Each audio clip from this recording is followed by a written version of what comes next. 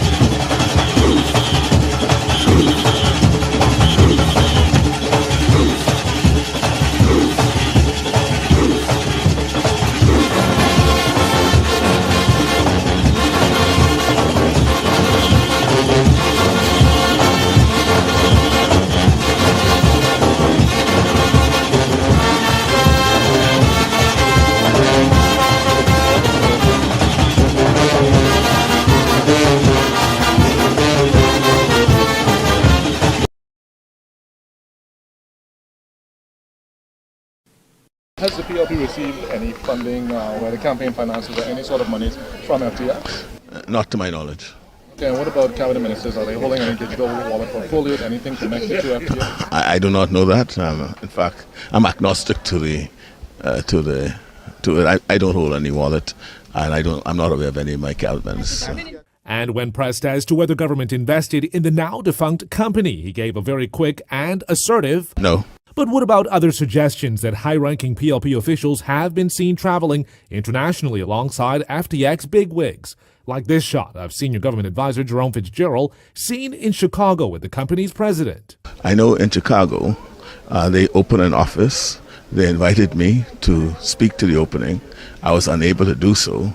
And Jerome would have accompanied me on that trip. Whether he went, I don't recall, but I had other engagement, and I could not make that trip. And then there were assertions that due diligence was not followed when allowing FTX to operate here after relocating from Hong Kong. Well, the Prime Minister is resting on his statements that government's hands are clean, but he's not happy at all with the way the saga is unfolding in international headlines. I think it's unfair. It's an unfair characterization. Most of what is being said is the posturing of persons who would wish to have the liquidation under their control. So as far as he's concerned, the work to bolster a digital asset industry continues. I have positioned the Bahamas to be the leading jurisdiction in the digital assets space. I'm intending to keep that position, and the only thing of concern is reputational consequences, and I'm dealing with that.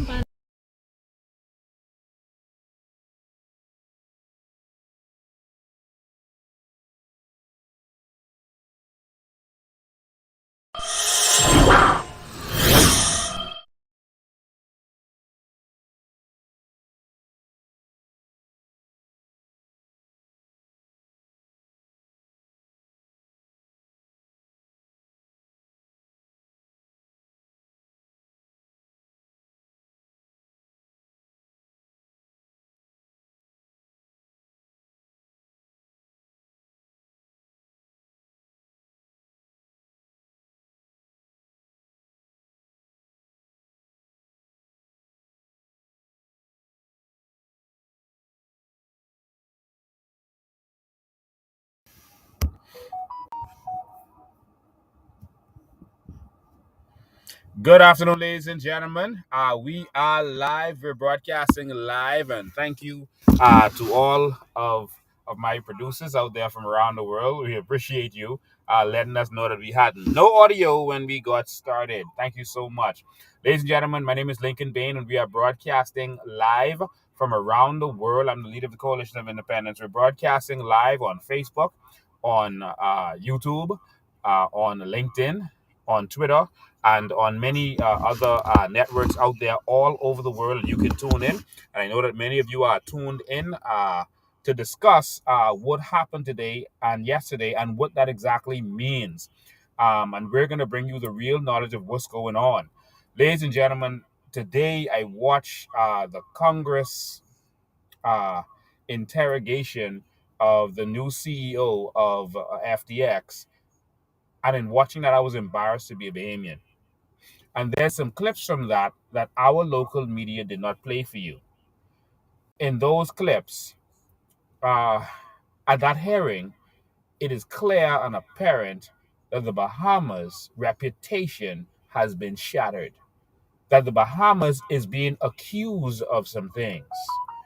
It is clear. And we are not going to solve this with our heads in the sand. We have to do what it takes to fix our reputation. So if you've joined, please share. Please share this live. Please get it out there. Share this in all of your networks on WhatsApp, on Messenger, wherever you can share this. Tag some persons in it right now as we go along. Ladies and gentlemen, as you know, on Sunday, as I went live, I made a threat to the administration, a political threat, that they had 2 good days. They had 48 hours in order to do what is right as it relates to FTX. We told them to come forward and confess their connections to this FTX saga and what exactly is going on. And we have been telling them from day one that they must arrest Sam Bankman-Fried. And of course, because of the pressure that we were putting on them, I think that along with pressure from the United States government, etc., and a slick plan on their part caused them to make this arrest. I'm going to explain all of that. I think the government got wind of, well, I heard they got wind of what we were about to do. And this week, if they had not responded in 48 hours, we had planned to bring a crew. A jet was already rented, leased. We were bringing a crew of 50 crypto millionaires, over 50 crypto millionaires to the Bahamas who lost money in FTX. A crew of more than 50 crypto investors, crypto millionaires were coming down to the Bahamas to deal with this government, to put pressure on them to do a protest. I see that yesterday Ben talked a little bit about it. He just mentioned it on one of his lives. That's Ben Armstrong, BitBoy Crypto. They were coming to do certain things. I won't say everything that was going to be done because some of it is still going to be done. All right. And so I'm going to leave it at that. And so they wanted to fight corruption, to help us fight corruption in the country. And they wanted us to take the lead on that and to advise them on what needed to be done. And that is exactly what we did. We decided to advise them what to do. And so some things are still going to happen because many are not satisfied with this alone. So some things are still going to happen. What happened in this saga is pure corruption. And I want to say this to all of my Bahamian people, that you may, fall for this cult-like attitude of the PLP and FNM. They're the cults in our country that have deceived us all of this time. That the PLP and FNM is one cult. And that cultish attitude is that, listen, the leaders must prosper, the leader must benefit, and everyone else suffers and brings money to them, and make sure that we do everything, work hard to make sure that they get wealthy and they get to have all the money, the wine, and the women. And we defend their wrong and their evil doing. That is the cultish attitude that we've had in the Bahamas for far too long, while we have suffered as a people. And so the cult stepped forward when this thing started to blow up and said, listen, y'all be quiet, watch what y'all say, tread carefully. We had a threat from our prime minister, from the present cult leader, that said, tread carefully, watch what you say. All right? That the authorities are coming to check Jonestown, and y'all need to be quiet. Do not embarrass the cult because you're going to hurt the cult. And that is the attitude that they had. They felt like covering this whole thing up, putting their heads in the sand, keeping your mouth shut is going to protect the reputation of our country. No. Getting rid of the corrupt leaders of this country is going to protect our reputation. The world knowing bad things happen in America, bad things happen in England, bad things happen in Australia, all around the world. But the difference is, in America, they will lock up a senator, and you've seen it. They will lock up a governor, and you've seen it. They will lock up a congressman, and you've seen it. There is justice there. We don't have this kind of situation where the police get a call from the politicians and they do whatever they want. They tell the politician will tell the police, listen, they're delivering a bill to the house, lock them up. Shut them up. They'll tell the commissioner of police, as the previous commissioner of police admitted, the prime minister told him to harass and persecute some police officers and fire them. One of them now is the commissioner of police. Not fire them, but lay them off, force them on vacation, and then and throw them on jobs that is embarrassing to them in their senior position. He admitted that our police force is corrupt and they take orders from the politicians. And this is what we have to fix. We have to fix our nation, and we are on a mission to fix our nation for the Bahamian people to benefit moving forward. And so for those watching this from around the world, because we had a lot of people in the international community calling me today, they were shocked at what they were seeing going on at this circus. They couldn't believe the way this court case was going on. And see, we can cover things up and let the politicians say something here and something there to cover things up and pacify us. But the international community is not impressed with our little cover-ups. And I want you all to realize that. They're not impressed with our cover-ups. No, they don't just trust us. Like how our politicians tell us to just trust them. Oh, just trust Brave. What you gonna do? You can bring minutes back? See, that is not the dilemma of the foreigners watching this and who want justice. They want what is right to happen. And so the first thing that we saw happen today was that Sam Bankman-Fried was taken to court. And we heard the magistrate come forward and say that she was blocked from going to court, to her court. What kind of banana republic is this? It is unlawful, illegal, an offense to block a magistrate from going to court. Not even the police can do that. Not even another magistrate or judge can do that. The Prime Minister, the Governor General, no one can stop a magistrate from going to his or her court. That is unlawful and illegal. But guess what's going to come out of this? Nothing.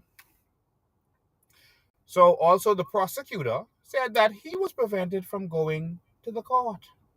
The prosecutor in this matter was prevented from going to the court.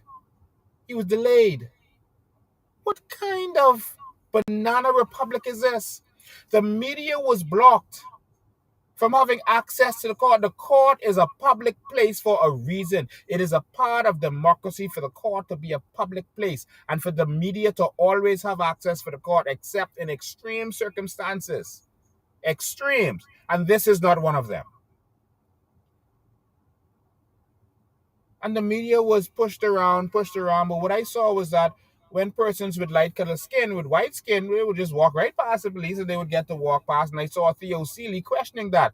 Why are these people, these white people, allowed to walk past, but you're blocking me? He said.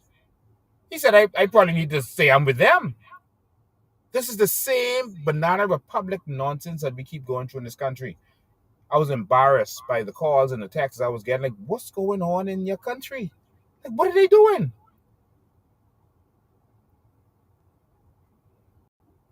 This administration continues to embarrass us internationally. And so let's get deep into this.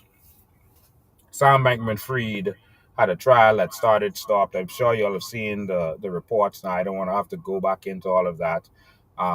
He needed some medicine and medication. He has several issues. He has depression, insomnia, and something else, or ADD. The boy got plenty issues, and this the fella that your prime minister let trick him. The fella got depression. He's suffering from depression. And they're going to take all of our carbon credits and give it to him. Suffering from ADD. And they're going to take all our carbon credits and give it to him. Suffering from insomnia. And they say some allergy. And he's on medication for these stuff. And that's who the prime minister was giving all of our carbon credits that they say is worth billions and trillions. That's their words. They're going to give it to him.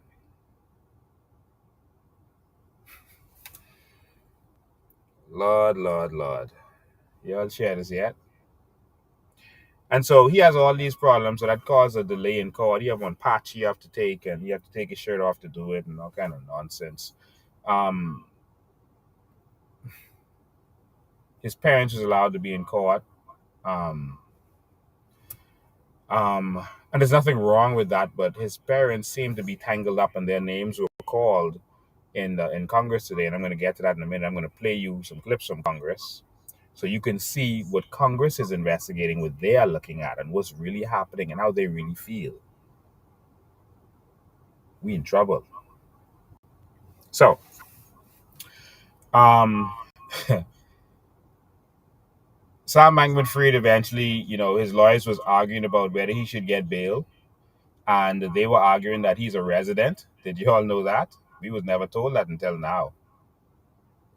He's a resident of the Bahamas. Wow, just reached. That was fast. He's a resident of the Bahamas. They said he has all kind of property here, over $200 million in property. Like literally, his lawyers was arguing that he has over $200 million in property here. Jesus. They was arguing about the stolen property. I call it that because it was bought with stolen money. And they was using that to say that he has attachment to the Bahamas. This stolen property that is about to be taken away. We'll get to that. That was their argument, amongst other things. They said he's not a flight risk, et cetera, et cetera. Absolute nonsense. But he is challenging his extradition. Apparently, Sam Bankman-Fried doesn't want to go back to America. He wants his good friends from the Davis administration to try him. He wants to stay here with the PLP.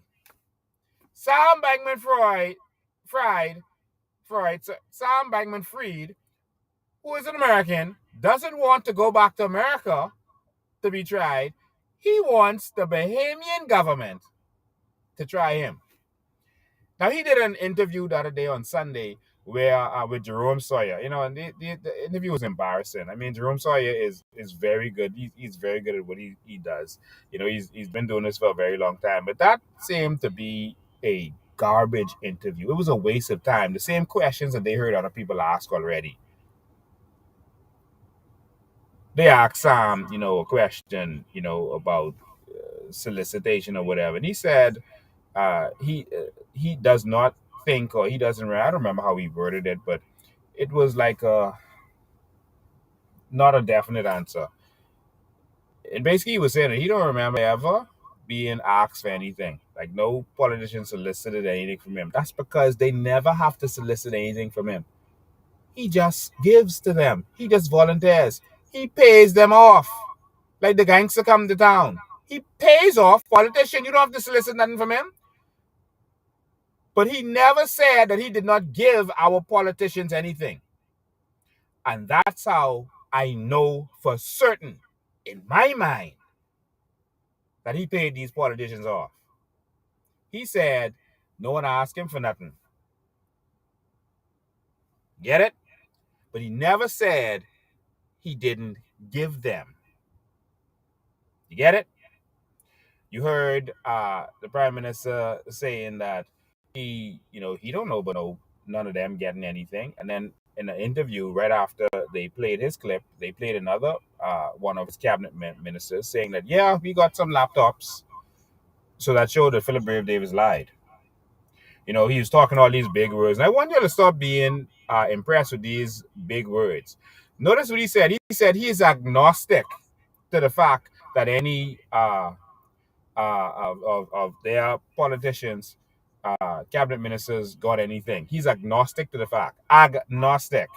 Philip Brave Davis. I know your education went up to high school level, right? And that's it. But Philip Brave Davis, agnostic?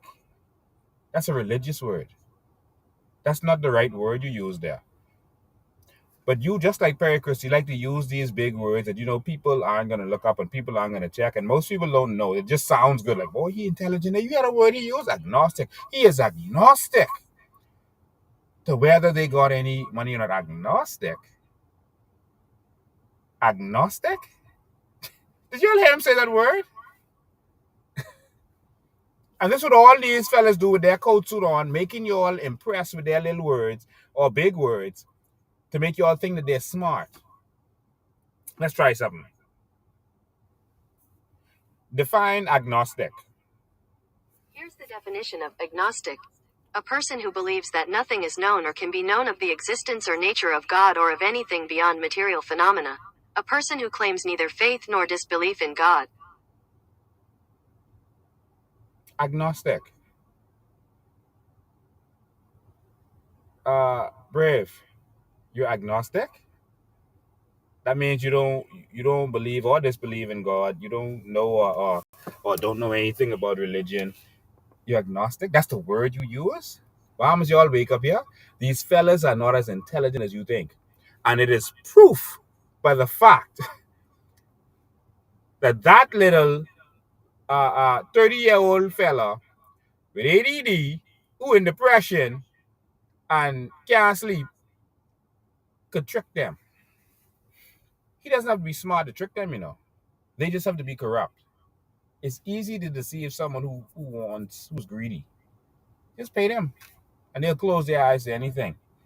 And that's what happens. So Brave is agnostic. Brave, you agnostic to the truth. That's what you are. You are agnostic to the truth. You need to be agnostic to corruption. We are sick of all of you. So now, Sam wants to stay here in the Bahamas and be prosecuted here in the Bahamas, where the Dare Act can only give him a fine of maybe $30,000. That's what Sam wants. $30,000. All right. Now, he was denied bail by the magistrate, and he's going to appear in court again on February 8th. Okay. They have 60 days to do the extradition. Otherwise, they have to let him go. Now, they can arrest him again afterwards, but they have to let him go in 60 days if America doesn't deal with the extradition. Now, there's a problem. Because I read through the document. I read through the document. If you see me looking down, I'm doing technical stuff. I'm hanging out with my millionaire friends, okay? So, wondering where I am. I'm not in the Bahamas. I read the document, and it was a very interesting document. And in that document, it talks about the charges that he's charged with. But very curiously, at the end of that document, it literally says that they are going to take any property that is associated or connected, any money or property, etc., that is connected to this matter. Any, whether it's in the United States or outside of the United States. And so what that means is that at $200 million worth of property, gone, eh? Y'all could forget that one. Y'all could let that one go. That one. America struck first. I remember from the beginning of this, I was advising the government to arrest Sam Bankman-Fried, and that the property was the proceeds of crime or money laundering, etc., etc. That the property, the property and everything else was the proceeds of crime, and as a result, our government could seize it and take it. If they arrested him and they taken it as a part of a criminal matter, no civil court could have gotten that back. Y'all remember, I was telling them, arrest him. It's a proceeds of crime. Even the tablets that person received, the laptops, all of this is the proceeds of crime. And I was telling them, lock him up. But of course, they couldn't do that. They was too busy figuring how they could find a way to weasel their way and get this property. That's what they're busy doing. And so, in the process, the big boys stepped in, and they are saying that they're going to take this property. All right, and that's in the sealed indictment. Well, it's unsealed now. It's in there, and so all that sweet, nice, beautiful property. So the property where the headquarters is, the big penthouse, the $30 million penthouse. The Wynn property. Remember, I was the first one telling you all about the Wynn property, that he bought property in the Wynn also that isn't even open yet. Remember, I informed you all of all of that. No one else would cover it. Um,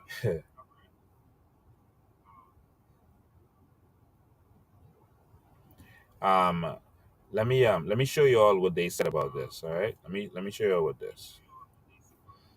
I want y'all to see this. All right.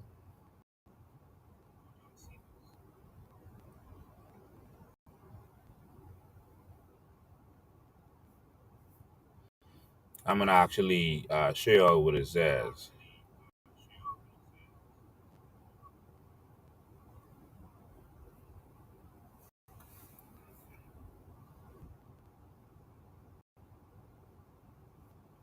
Oh wow. Oh Lord.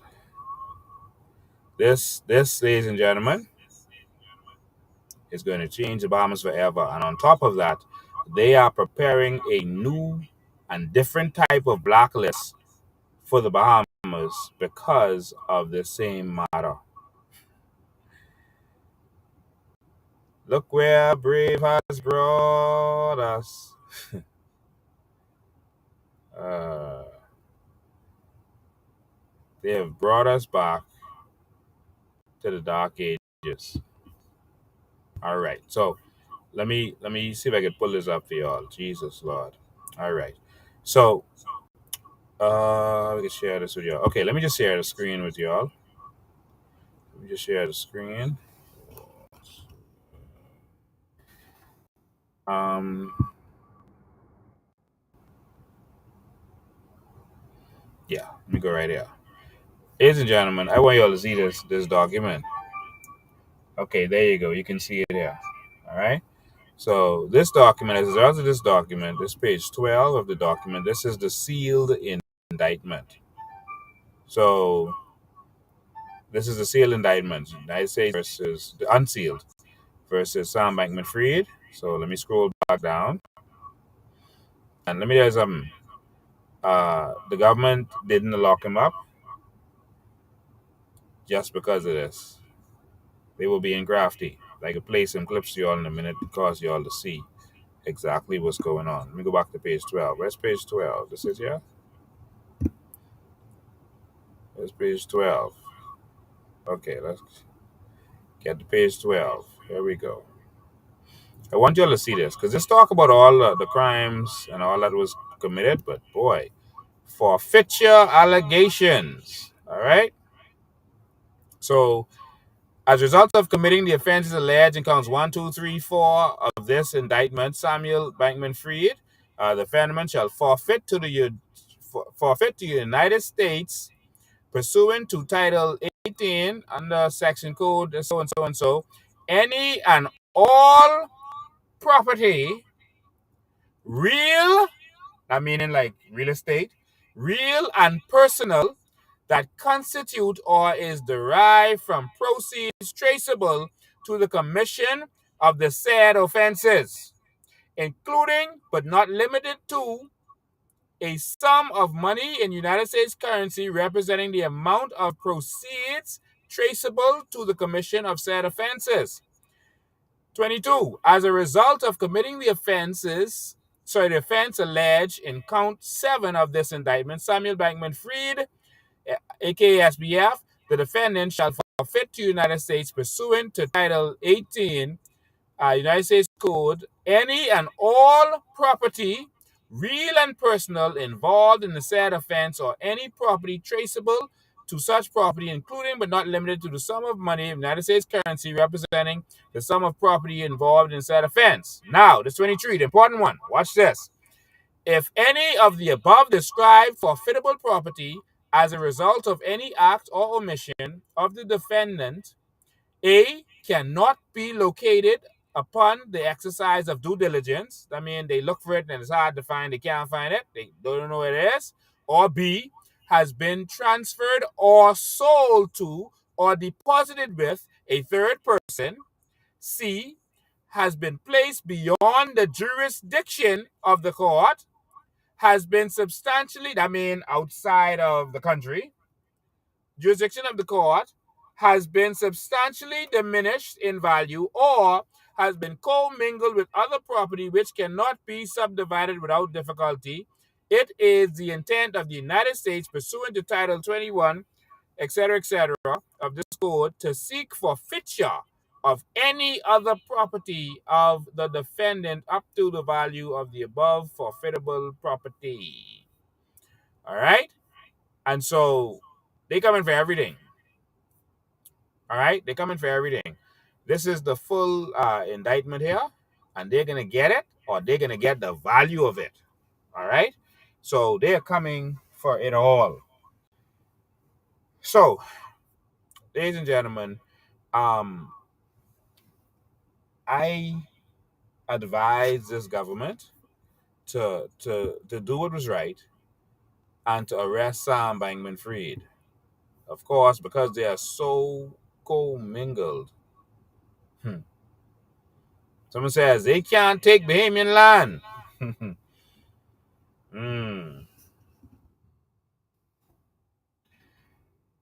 Because they are so commingled, they didn't do it. Now, guess what? It's not too late to do it.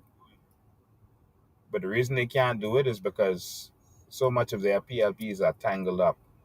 Now, they also talked about in the Congress today about the fact that Bahamians were able to withdraw $100 million worth of their assets in that one day, that 25-hour period. 25-hour period. When he opened it to Bahamians only. Now there's a email that is going around that is allegedly from him. All right, there's an email that's going around. And that's an interesting email. That's from him to the Attorney General. I'm going to read that email to you in a minute.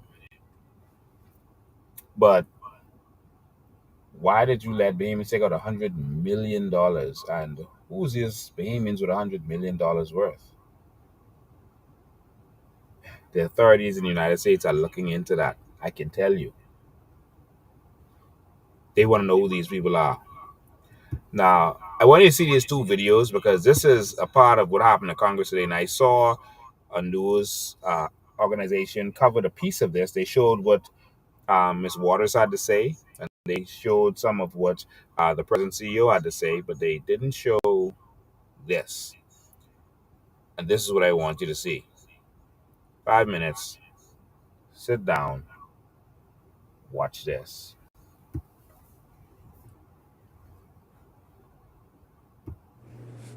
timing of that indictment by justice. But I think as policymakers, we're here to understand the FTX collapse and what could be done to prevent a future fraud like this from ever occurring again, where individuals lost their money. It's complicated by the fact that FTX is domiciled in a foreign jurisdiction, and by all indications, Mr. Bankman-Fried is also in a foreign jurisdiction at this time. So we should ask ourselves tough questions as to why a company like FTX would choose to set itself up in the Bahamas rather than the United States in the first place. I think that's a question for Congress. And also, we can't lose sight of the fact that millions of Americans lost money in this. I'm outraged. I think you're outraged. The American people should be outraged. Let me dive in. A day after FTX filed for bankruptcy, multiple outlets reported that there was a hack or potential theft. You have stated unauthorized access to certain assets occurred, and that the company was in touch with law enforcement officials and regulators. Have you determined whether, in fact, assets were moved out after the bankruptcy? Yes, clearly there was assets moved out after the bankruptcy. Did you know whether or not that was an actual hack, or was this done, as has been reported, in the direction of the Bahamian authorities? It was both. It was both. And so some was done. Some was done as a result of a hack. Some was done as a result of the request of the Bahamian authorities. Yes, that's right. And do you have indication as to why the Bahamian authorities made that request? Well, it wasn't a request. They just took it.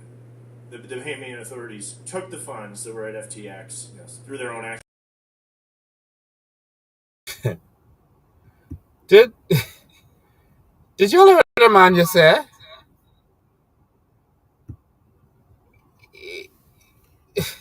He just said, listen, this wasn't a request. The Bahamian government just took it. Do you see the conversation that's happening over there? Why wasn't this on our news? I'll bet you when you pick up the papers tomorrow, you will not see this in the papers. Y'all watched it today. And I'm sorry I got a bad quality clip because I didn't have time to get this myself. They said the Bahamian government just took it. What's the rest of it? Do you see our reputation right now? They said it was a hack and instructions by the Bahamian government. So they're saying that the Bahamian government instructed him, SBF, to hack that system and bring that money to the Bahamas. But why is what they are asking. Who needs that money in the Bahamas? I'm going to let you watch the rest of it.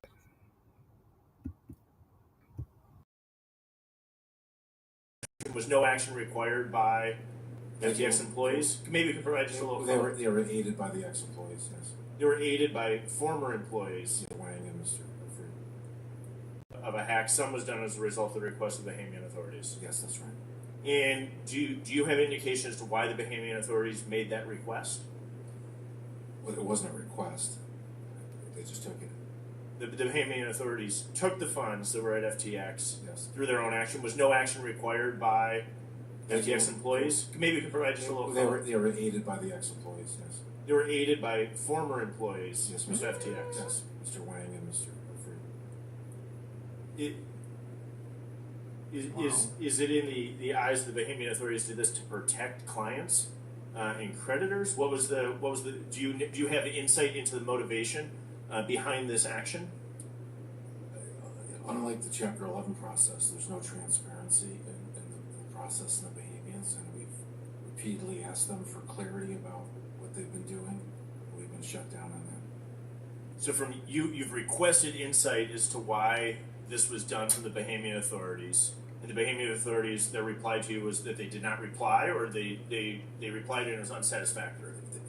They put out statements that it was in the interest of the Bahamian creditors, although our view is that it violated the automatic stay in bankruptcy.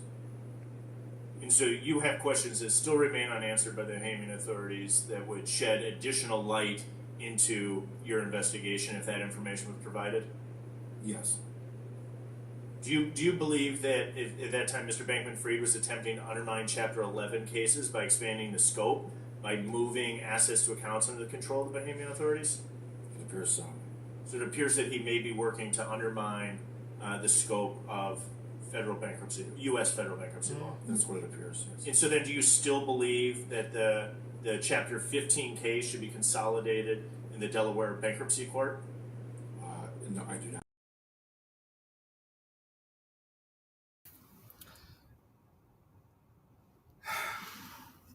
Jesus. They says the Bahamas government is looking to undermine. The Bahamas government is undermining. Are y'all listening? You notice Brave them, they ain't really saying nothing. They ain't touching this. Brave spoke from the protection of the House of Assembly, where his words are privileged. You can't use it against him. He would not do a press conference. He let the AG do it. And now a letter is going around, an email showing that Sam was in communication with the AG. There seem to be some workings. Why is he talking to the AG? The AG is in the SEC. And in the letter, he mentions Brave. David said, man, listen, let's sit down with Brave and let's see what we could work out, basically. Because we got to make the customers right or some nonsense. Keep listening. This will not be in the newspapers tomorrow because the media in this country is sold out. The media today didn't cover. They talk all kind of stuff. But this, what they should have played, even if it was to debunk it. But they're assuming that y'all ain't gonna sit down for 3.5 hours and watch this. Or watch me telling you about it. And so they could just do whatever they want. Keep listening. No, I do not think so. What do you think should be? What do you think would be the best course of action? They have a liquidation proceeding relative to FTX Digital Markets. They filed that proceeding there. That is their proceeding.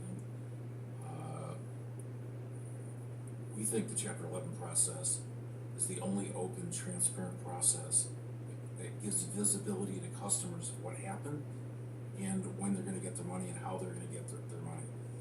The process in the Bahamas Islands is not a transparent process. We have opened up the ability to share everything that we have with the Bahamian government, similar to how we share with other liquidators around the world. Not only in this case, in other cases, it's meant to be a very cooperative situation. The pushback that we've gotten is sort of extraordinary in the context of bankruptcy. It raises questions. It seems irregular to me. There's lots of questions on our part, and obviously we're investigating. I appreciate your candor on that point. I think that's a really important point that we look at. Again, one of my concerns is we look at overall crypto policy, shifting away from this specific bankruptcy, is that we have a large number of crypto companies that have chosen to domicile outside the United States rather than inside the United States, and a lack of a regulatory framework inside the United States. My concern is that's moving people to be offshore. And when they're offshore, when a fraud like this occurs, it's to the detriment of Americans who've placed their money in trust of a company like FTX. I appreciate you being here, cognizant of my time.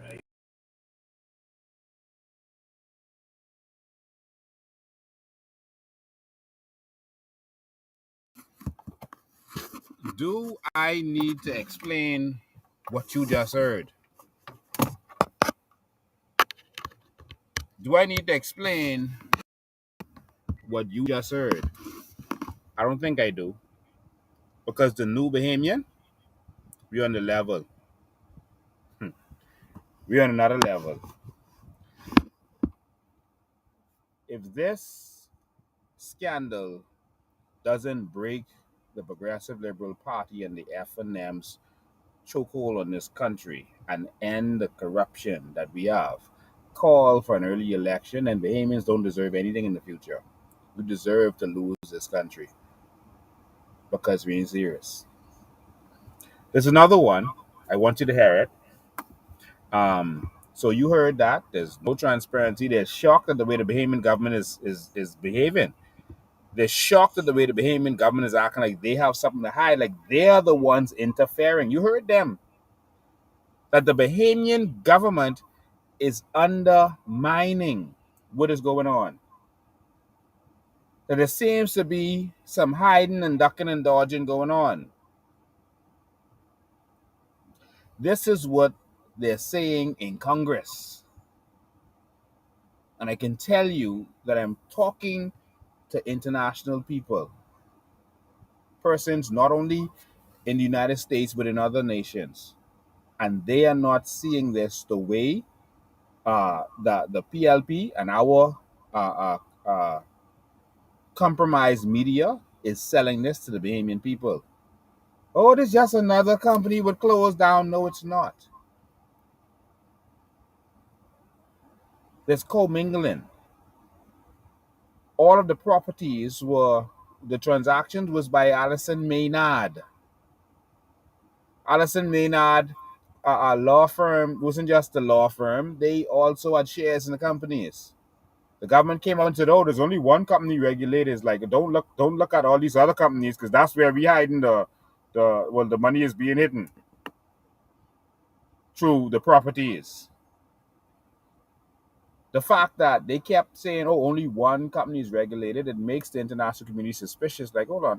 Why you keep trying to make us look at this one company when they put the properties in these other companies? Is the prime minister trying to help? As I said to you, the PLP heard that we were bringing an airplane full, over 50, and it was a private jet, not Bahamas Air. Jet already paid for and everything. Over 50 crypto investors, crypto millionaires, landing, coming for what's theirs. They knew something had to happen.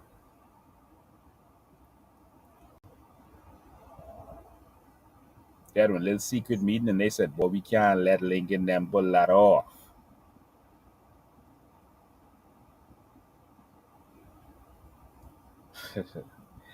And they realized that, hold on, this thing is in Congress, they're going to ask some serious questions in Congress, as you've seen there. And I'm going to play another one for you right now. They're going to ask some serious questions in Congress. And we can't let him be questioned by Congress. See, the media is one thing, because we could set that up. We could stage that. Let's get Jerome Sawyer to ask him nothing. But Congress, they're going to eat him. And he may say the wrong thing. And so they chose to arrest him the day before he's supposed to appear before Congress. And the international community is looking at that sideways right now. There's media stories on it right now. The fact that our government chose to arrest him. This indictment isn't new. This seal indictment, this didn't just happen yesterday, or day before yesterday, or the day before that. So don't let them trick you to make you feel like, oh, they had to do it because no. This is a massive cover-up. Let's watch this other one so you can see what the international community is saying, and you can see what they're not gonna cover in our media. Is now recognized for 5 minutes. Thank you very much, and thank you for coming here to testify today, Mr. Ray. I have a lot to get through, so I'm going to try to get these answers as quickly as possible. I want to put together a little bit of a timeline of this collapse between November 12th and yesterday. On November 2nd, we have CoinDesk leaking these balance sheets. On the 8th, Binance signs a non-binding letter to acquire FTX, and Bankman-Fried freezes or pauses withdrawals from FTX. I would like to submit to the record your declaration to the U.S. Bankruptcy Court, or FTX's declaration to the U.S. Bankruptcy Court that was filed yesterday. Now, on November 9th, the day after those assets were frozen, Binance announced it would not go through with the purchase, and according to this filing, the same day, Bankman-Fried emailed the Bahamian Attorney General with an offer. That offer stated that he would offer to unfreeze withdrawals just for Bahamian customers on FTX, quote, so they can tomorrow fully withdraw all their assets. Correct? Is that correct? Yes. Now on November 10th, FTX DM, the next day, was placed into a foreign provisional liquidation in the Bahamas, correct? Correct. The next morning. Now, after that, Bankman-Fried then made good on his offer, on his previous day's offer, in that email to the Bahamian AG, opening withdrawals just in the Bahamas for a period of 25.5 hours. Is that correct? Correct. Now, during that period, $100 million was withdrawn in the Bahamas from FTX by 1,500 individuals, correct? Correct. And this was the day before you were set to take over. So he was still in control. This was like right before he was supposed to end this off.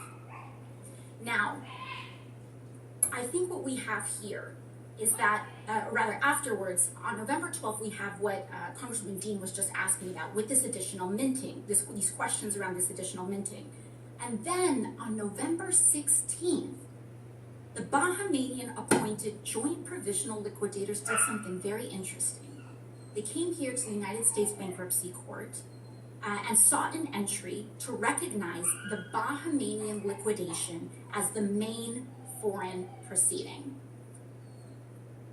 Would that additional control be of any potential value to Mr. Bankman-Fried for that Bahamian proceeding to be the main one?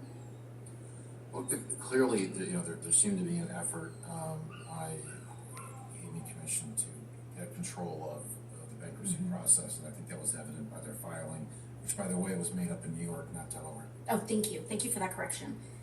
Now, did you uncover any evidence that demonstrates that this window, that 25.5-hour window, opened in exchange for any consideration offered to Mr. Bankman-Fried by the Bahamian Attorney General or any state official, including a promise to initiate liquidation proceedings which might offer a path towards Mr. Bankman-Fried retaining some control or influence over FTX.com? We intend to investigate that very thing. Thank you very much. Now I'd like to dig into a little bit of the timeline of yesterday. Yesterday, you filed that same declaration that revealed some of this explosive information. What time did you file this? That was around what time? Yeah, 3 or 4 o'clock. Around 3 or 4 o'clock. Now, when you file this information, that requires, that essentially discloses that you are sharing this information, and it discloses that to opposing counsel, correct? Yes, we docket it, and the world knows about it. Now, if opposing counsel essentially becomes notified of this, that would mean that Bankman-Fried and potentially Bahamian officials would have been potentially privy to that information starting around 3 or 4 p.m., correct? Correct. What time was Mr. Bankman-Fried arrested yesterday? I believe it was in the early evening hours, after 4 o'clock. So I believe it was 7 o'clock, it was in the evening after that filing. 6, 7 o'clock, yes. I would like to submit to the record the statement from the Attorney General of the Bahamas issued yesterday on the arrest of Mr. Samuel Bankman-Fried. And after submitting that to the record, I would like to note that in this statement, they stated at such time as a formal request for extradition is made, presumably by the Southern District of New York, but they do not state when that request for extradition was made. Do you believe that information is important for us to understand in order to piece together a timeline, Mr. Ray?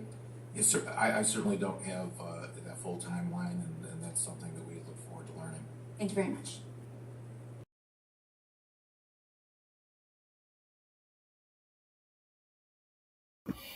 Oh,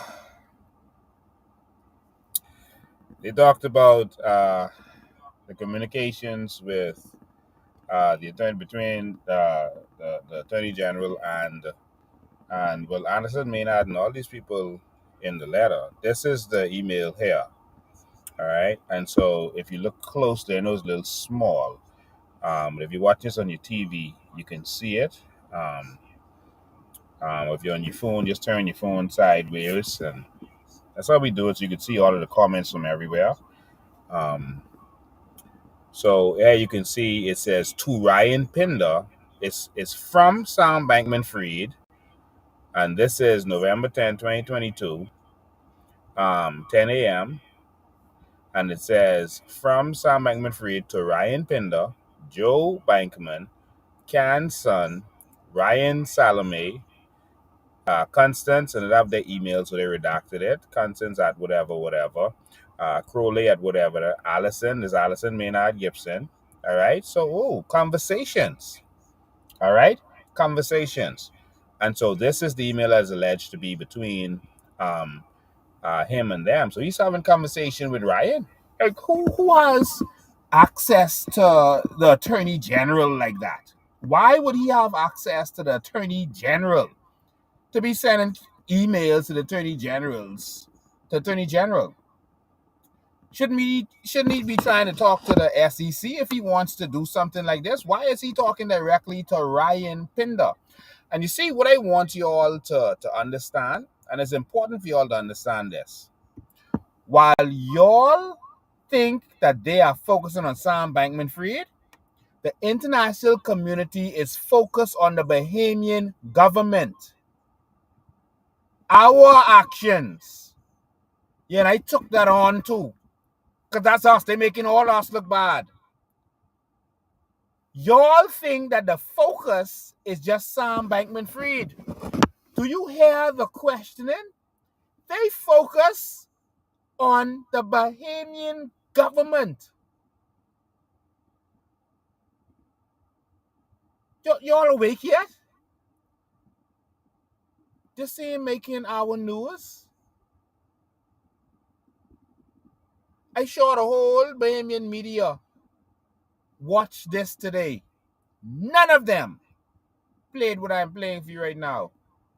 Now, let's go back in the email. This email which shows that the man have access to Attorney General. So he ain't write the SEC, which is the governing body that's dealing with him and his business. He writes directly. How much of y'all have Ryan Pinder email? Y'all live in the Bahamas. How much of y'all have his email? The digital assets have nothing to do with the Attorney General. Why would he be writing to the Attorney General? Why?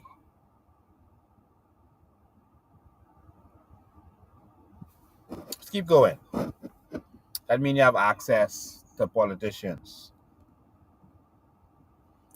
He says, hi all. I'm really sorry about the delayed response here. It's been a hectic week. And look, are we talking to Attorney General and the rest of them? This Attorney General Allison Maynard. So there's a crew. He say, hi all. Hey crew. This is crew. Hi all. His crew is Ryan Pinder, Allison Maynard, Joe Bankman, that's his daddy, Can's son, Ryan Salome, Constance, and C. Roll. Hi all. I'm really sorry about the delayed response here. In fact, he was responding to something. I'm really sorry about the delayed response here. It's been a hectic week, but that's on me.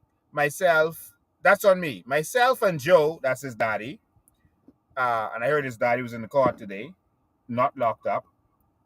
So I'm going to lock up his daddy, please. Brave. Y'all didn't listen to me when I said to lock up Sam. Go lock up Sam, daddy. He's in town. Y'all want me to tell you where he's staying? Some of the properties in his name. He says, myself and Joe, that's his daddy. Who's called their daddy Joe? Joe. Myself and Joe, who is CC'd. So in other words, my daddy in here, my daddy with all the connections, will be responsive going forward. So him and his daddy will be responsive going forward. So in other words, his daddy is mixed up in this. And I'm also deeply sorry for ending up in this position in the first place. Oh, Lord. He's sorry for ending up in this position. Let me see if I get the next page. Where am I? Make sure it's the right one. Yes. He says, I'll give the answers I can give right now and try to get to the others ASAP. Right now, we are focused on one thing. So, in other words, before this crash, he's saying Ryan and Allison them knew because he sent them an email. Now, they could say they didn't receive it, but come on. This is before everything hit the fan.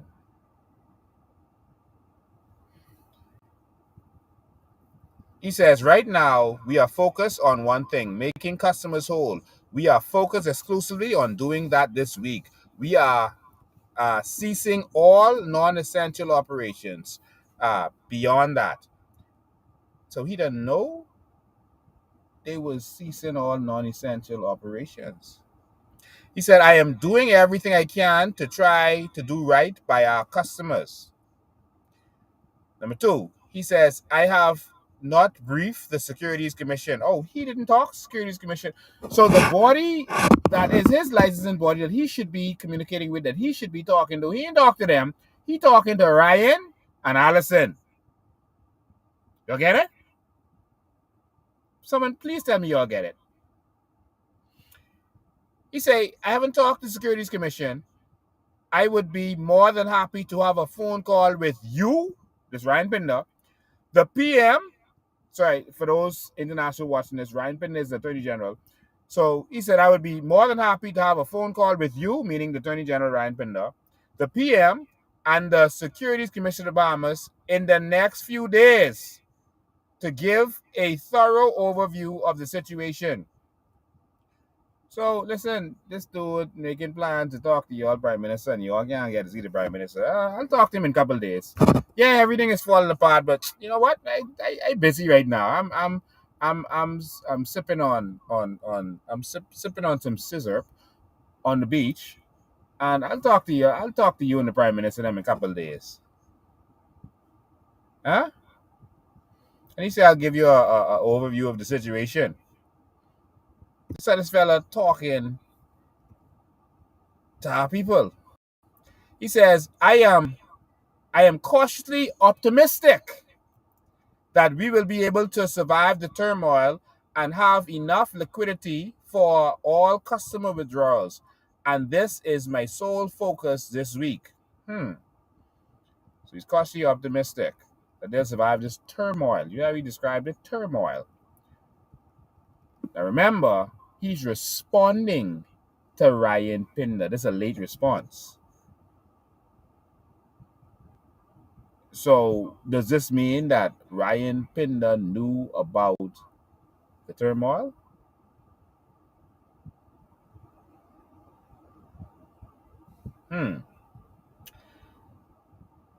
He said we'll be able to drive the turmoil and have enough liquidity for all customer withdrawals, and that is my sole focus this week. I will keep you guys updated. In other words, they know that they didn't have enough money for customers withdrawal at this time. According to this. 4. We are investigating a more thorough answer to this question. We did not intend to, but are concerned that poor risk management led to a liquidity issue. Poor risk management. No, sir. You was taking the money and buying property with Allison Maynard them.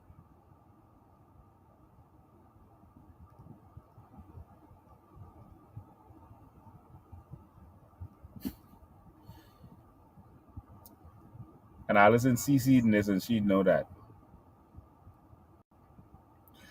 As you saw, Binance did not end up following through on their transaction. However, we are in the middle of a separate process to make users whole. A separate process. Notice whenever you see politicians, these people talk like that, general terms, I mean, they lie in.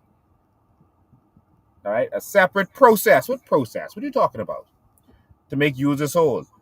We will know within a week if that comes through.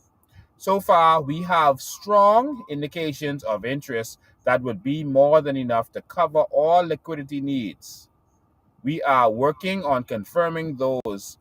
I am cautiously optimistic that we will be able to. You're always cautiously optimistic. He should have been cautiously optimistic when he was doing what he's doing. Number 6, we are deeply grateful for what the Bahamas has done for us and deeply committed to it. We are also deeply sorry about this mess.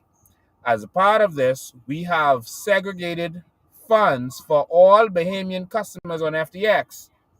What Bahamian customers? Bahamians weren't allowed to be a part of this. So apparently this crew that Brave them put together to give special access, because when you all try to do Forex or crypto, etc., you all got to go through all kind of back doors and loop the loop and all kind of stuff.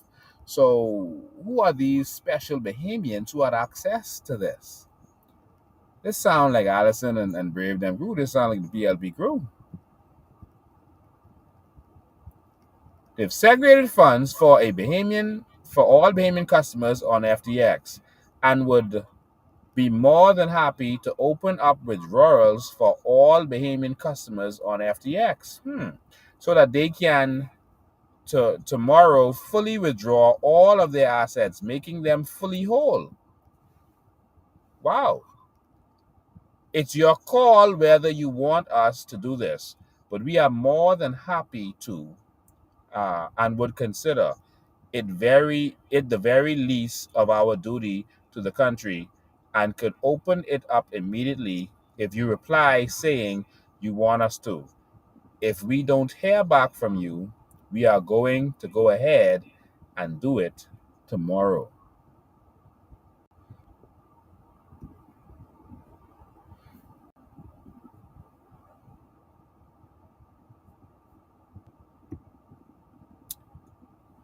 The international community, the Congress, etc., the lawmakers, the investigators are investigating the Bahamian government, not just Sam Bankman-Fried.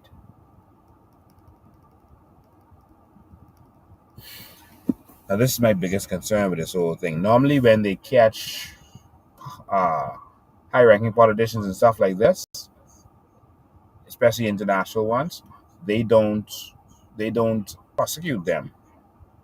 They don't go against them in that way. What they do is use it against them. They hold it over their heads to say, listen, we got this on you. When we go to the UN again, this is the vote we want. We need this special favor in your country, eh? We need this, we need that. You could do what we say, you are now our puppet. And so we'll help you cover this up. And that's what happens a lot of times when you're dealing with international persons. And so that's a concern for some persons also. Not to say this is going to happen, but that has been the case in many instances. Hey, Brave, we got you. This is what we want. And we can make this go away if you just do what we say. That's a major concern. That's a major concern. And so I just want you all to see the real atmosphere of this thing. This is not a video. This one is a little shorter. But I just want you all to see the thinking, how they're looking at the Bahamas, how they're focusing on the Bahamas, how their investigation is on the Bahamas government, the Bahamas officials, and what's going on in this country. I want you all to think their focus is Sam. Watch this one. Accounting system that actually works. This should be a really big red flag for all of us who are in the financial services world with regards to the Chinese investments that we're making, and we're not able to get accounting information on those firms. What else is going on with those firms, similar to what the debacle is that we have here with FTX? That's just a sideline comment. One of the questions I've got is with regards to the Farmington State Bank. This is an investment that Alameda made into, and it's a little bitty bank, according to a New York Times article. State of Washington, 26th smallest bank out of 4,800 in the country. They bought it in 2020, had a net worth of $5.7 million, and they dropped $11.5 million in for a percentage of the ownership. Do you know off the top of your head what the percentage of ownership was in that bank that they purchased? I believe that ownership was approximately 10%, but I can. Okay, that's what I've heard too. So therefore, they paid 20 times book, which is off the charts outrageous. So it should be a red flag over the place. Yet they were able to purchase that, even though it's a minority interest, but 20 times book. FDIC allowed that to happen. They changed names to Moonstone Bank. And since then, they've 4 separate accounts have dropped to roughly $71 million, again, according to FDIC data and according to this article. Have you looked at this relationship at all yet to see what's going on here and whether there's any irregularities at all? We are looking at it. It certainly is one of the things that came to our attention fairly quickly. We're looking at what the dollars were that went from the FTX group to that bank, and we're looking at the connections of that bank to the Bahamas. Is it the way this all transacted here? Is this common, by the way? Hold on. I want you to notice he said that connection to the Bahamas. Not just a Sam. He's looking at that connection, this bank. That connection to the Bahamas. So the financial community, y'all could sit down and say, let's stand with Brave and cover this up. And that's gonna somehow save the reputation of the Bahamas. Let's defend the country. I heard Crazy Thompson in the House of Assembly saying we got to do more to protect our reputation. To protect our reputation, grab the guilty, whether it's Allison Maynard, whoever it is, and throw them overboard.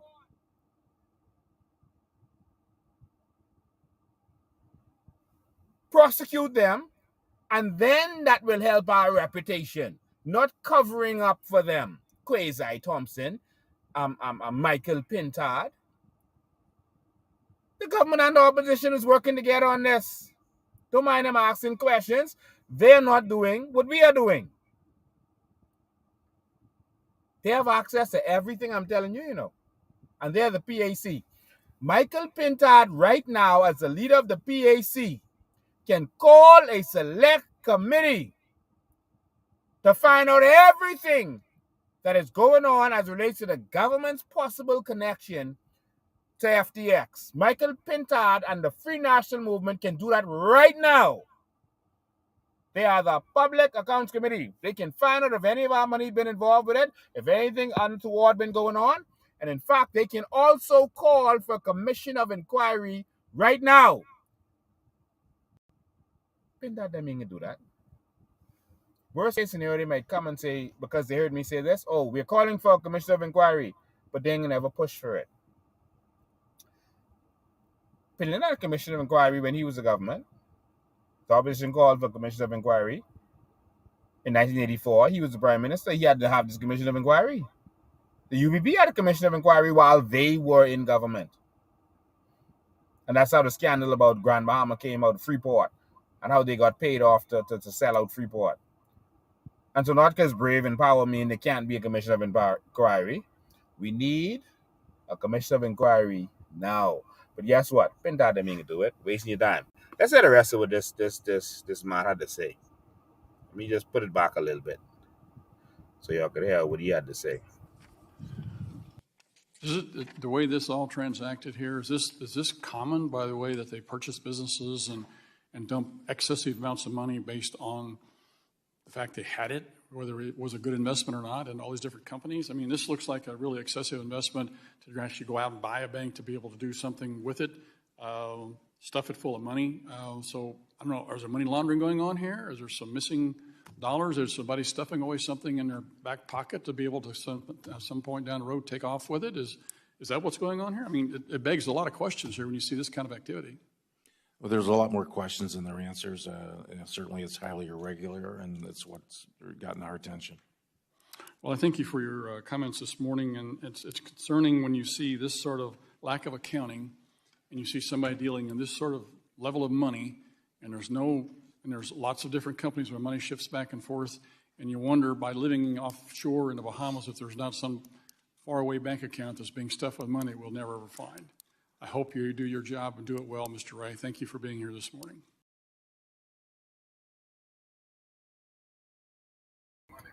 Lord.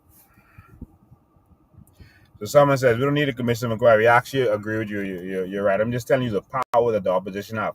And this is why they're afraid of me persons like myself from Maria Doxson in House of Assembly. This is why they were terrified. This is why they mess up those ballot boxes and stole the election in Pinewood to stop me from getting in the House, because they know every member of Parliament has certain powers, and they know that I know these powers, and they know that they would have had hell right now if I were in that House of Assembly keeping them in check. Pinewood, I asking y'all for one chance. Put Lincoln being in the House of Assembly and watch me keep them in check. Watch me keep them in check. You can take the people of Pinewood to this. You got family and friends in Pinewood, talk to them. Tell them this time, we got to do something different. But do you see the conversation there? I'm going to open the phone lines. I'm going to open the phone lines and let y'all call in. The phone number is 803-5995. 803-5995 is the phone number. Call in, man. Let me hear what y'all have to say about this. There's more I have to show you all. There's more documents I have. I have all the Miami Heat documents and all this kind of stuff. There's a lot going on with this. I have all the property documents and everything. I can't go into all it because the live will be too long. 803-5995. Y'all call me and tell me what y'all have to say, man. How do y'all feel about that court case that went down today? How do y'all feel about the fact that there was this whole Congress hearing, this whole Congress hearing that really seems to be focused highly on the Bahamas, and our media isn't touching that. It's like, ooh, y'all, let's just pretend like this isn't happening. Y'all just pretend like they just love us, and y'all just ignore everything. And let's send the trolls on social media to just attack Lincoln. Start talking to him, talking about him. That's the only way we gotta. That's the only way. They're still thinking like we're in the 60s and 70s, man, where you could cover stuff up. That ain't gonna work in this generation. This is the information age. You can't cover nothing up in this generation. 803-5995. Okay, see the phone going off. Let me get that. I think I don't do not disturb. Sorry about that. Good night, you're live. From what I watched today on the show, yes, it seems like some intention. Some from what I read and gathered, and from that email that I read, it's like he knew what he was doing. It wasn't no mistake or no accident, and he was sorry. It's like he intentionally knew what he was doing. Man, he came into the Bahamas to pay off politicians. That's what he came here for, and to get their assistance to hide what he has. And so the suspicion of the international community is that there's more hidden that we don't even know about. And if you watch there, and you'll see that there's more hidden. You see? And that's what the concern is. I believe this Robert will go deep, because from what I say, all I'm saying, I'm just sitting back and I'm gonna watch this unfold. And if you ask me, they send him in Foxhill prison, they arrest him and put him there. Well, I tell you no lie, I feel concerned about Sam up there. Because remember some years ago, this Colombian drug cartel fella they arrested or something like that on drug charges, some serious heavy drug charges, and he just disappeared out of Foxhill prison. Do you recall? Yep. All right, so either Sam will just disappear like thin air, or something will happen to him. I really feel concerned. I see a dead man can't talk. Yeah. You know? A dead man can't talk, because I think this thing goes so deep. Sam got this, so they so entangled with this, and Sam could call names. Sam could call names and bring down a whole house of cards. I really it's a feel concerned catch-22 about for them. If something happened to Sam, it's going to be obvious that our government is complicit. If they say, oh, he just had a heart attack in the cell because someone just bring him some pills, I know how they know that's his pills or why he should be taking this or whatever. But anything could happen in there. They could say, oh, his inmate beat him up or try to rape him or whatever, and he just was found dead. If anything happens to Sam, let me tell you something. It is gonna make our government look bad. Yeah, but even if it make our government look bad, what would come out of it? Yeah, nothing. Exactly. People need. I want Sam to stay alive so he could talk, so he could bring up all the emails and voice notes and whatever and play them before Congress in the United States and in the court in the United States. So these officials over here could be arrested and get taken down also, because if he dead, he get harmed, or ain't nothing gonna happen. They can try. This crew, they'll throw their one man under the bus to save their skin. Listen, man, that has been their MO for a very long time. That they will get these fellas and the fellas end up locked up or dead. They've been shut down or whatever it is after they didn't suck all their money, and they end up with the money. Like the previous Sam, who ended up, in the United States, extradited. He wasn't supposed to be extradited. All the judge do is scold the government, the PLP government, and tell them, that should never happen again. But I mean, come on. But Sam left that Sam in Nani knows left some money here. Where's that money? Someone ended up in it. Arachi was gone. Arachi had some stuff left here. Who ended up with it? And Brave Davis was in Arachi building. Brave Davis was managing his building. I went dealing with a business. We wanted to rent a building, and we went to rent that building. Nobody sent us the Brave Davis office to rent Arachi building. All right, which Brave Davis office was on the property. All right, Brave Davis office is on the property. You see? So who ended up with that? You see? So this is the kind of stuff that they're covering up and hiding. This is the kind of MO that we've been dealing with, the corruption we've been dealing with in this country for too long. All right, remember the Weisfish brothers case? I see the PLP started talking about, what case I had where a woman say she do investment or whatever, but they wouldn't want to talk about, they don't ever want to talk about the Weisfish brothers and the $100 million that it was alleged that Philip Brave Davis misappropriated by taking the shares of that company, $100 million, and that he offered the fellas, the brothers, our crown land to pay it back. Right. This is the kind of scandalous skullduggery that these government officials see. This ain't just his private business. When you try to take our crown land to pay them back, right, that's when this ain't your personal business. Right. You see? And so we gotta stand up as a people and say that we're tired of this corruption. Because every election, these same politicians, these cult leaders get rich, they benefit, they have you walking up and down North Sun and they cut you off, you get nothing. All right? And then, they move on, let their friends take over the F&M or the PLP, and then they enjoy their money for 5 years, till time for them to come back again. We got to stop this cycle. I serious. It's like right now this need to stop. And I look at this, I just watching God hands and all of this just pull down this whole house of God. I think it can be before this year out. I think all our jaw will drop open with the facts that will be revealing and everything. But I watching sitting back. Yeah. And I hope right now we need change in this country, because there's no way this country could survive like this. We'll end up on the scrap heap of failed states if it's keep going on. And by the way, I need to send a message to Brave them. Tell them send one bean bag for Sam in Fox LA. Yeah, because I'm ground up their heart. Yeah. All right, thank you, man. All right. So look at these beautiful friends. 803-5995 is the number. 803-5995. 803-5995 is the number if you want to call in. There's so much for us to talk about as it relates to this. But like I said in the beginning of this, we were organizing. Oh, let me just get this phone call and talk about that. Good afternoon, you're live. Hi, Lincoln. I have some real concerns. I've been watching for a bit, right? I recall, like, when you went to present the white paper, and I noticed the aggression with the armed forces.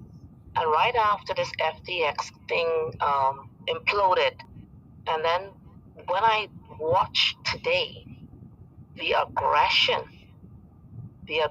of the officers, and everybody's, all the officers have these long rifle guns or whatever they have around the court to shoot who, to do what around the court today. Could you please explain to us what is going on in our country? I've never seen anything like this. What is going on is that we are a banana republic. We have leaders who were born in the 50s running this country. All right? Leaders who were born in the 50s running this country. And so they have a certain mentality that they grew up in, and that's still stuck on them. You see, your culture and where you grew up, that sticks with you, you know. That's why, you know, older people still call Market Street Farm Road. And some people of our age, we could be calling Tony Williams Darling Highway Harold Road for a long time because that's stuck in us. All right? That's what we used to. They are used to the way things was in the 50s and 60s and 70s when they was coming up, when that was their heyday. And in those days, you ruled with an iron hand. You ruled with an iron fist. People were victimized. All right? The people who grew up under that PLP administration, you were victimized. All right, the same thing under the UDP. You were victimized. People forget it now because some of that has calmed down, although it's a victimization in a different way. We can tell by the court case today, something is terribly wrong. Yes. The way they brought him to the court, how they brought him to court. Criminals are criminals. People come to the court, they come to court. You come through the front door. All this escort, what's with all the police? And you mentioned yes. You mentioned you mentioned the white paper. All right, this sorry. Right. You mentioned oh Lord, there's a phone ringing around me. I'm sorry about that. So you mentioned this white paper, but I just want to make it clear for people because people don't understand that a white paper is just a paper that has a suggestion and an idea, a proposal, a plan of how you're going to do something. This is the actual bill that we presented that they call the white paper. All right, and so this is the actual bill that we presented. This is an immigration bill to save and preserve our citizenship and stop it from being sold out and stop anyone from benefiting. I just want to make that clear because a lot of people don't understand when y'all gave a white paper. That's not we delivered them.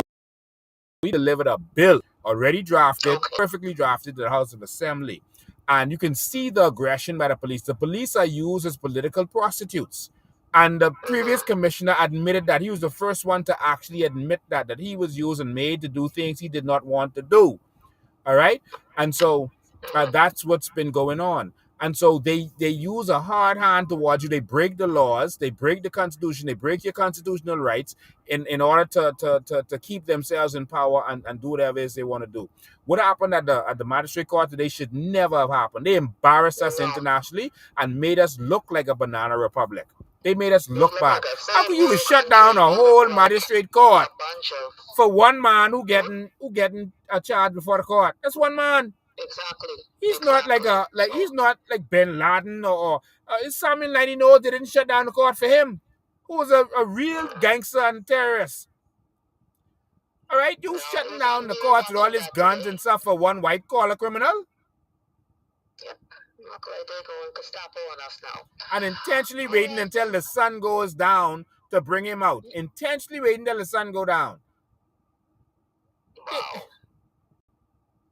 Hindering the media from doing their jobs. This government, I told you all that this government is becoming an authoritarian state, a totalitarian state. Fascism is their way. And we have to fight this. What we saw today was unreal. That's all I have to say. I mean, I could ask you 300 questions, but I just wanted to know this court thing today was unreal. Yeah. Never saw anything like this in my whole entire life. I hope the Bahamian people stand up. We cannot allow this government. This baby's got to go. I'm sorry, he has to go. You see, but what he does is he does some neat things every so often to just pacify them with crumbs. All right? He'll say, okay, we're going to give the teachers a little bit of raise. Man, let's come on, man. Ain't crumbs. All right? Let's sign something with the union. You know, yes. He gives crumbs to keep people pacified, to be satisfied, while they're signing over a multi-trillion-dollar carbon credit situation. You know, they're keeping you pacified. You see? While they take all the money. Well, Lincoln, I wanted to ask you one more question. Go ahead. The United States have jurisdiction in the Bahamas so they can come and get Sam in the next 60 days? Or what's going to happen there? Well, they have to go to the courts, and so they are going to have him extradited. He's going to appeal. He does not want to go. He did not waive his rights to go to fight extradition. he does not want to be extradited, and he is going to fight to stay in the Bahamas with the people he paid off allegedly. And so that's what he is going to do. And so he wants to stay here. He's comfortable here. So if the criminal comfortable with the Bahamian people, not the Bahamian people, the Bahamian government, that should tell you that that's his people.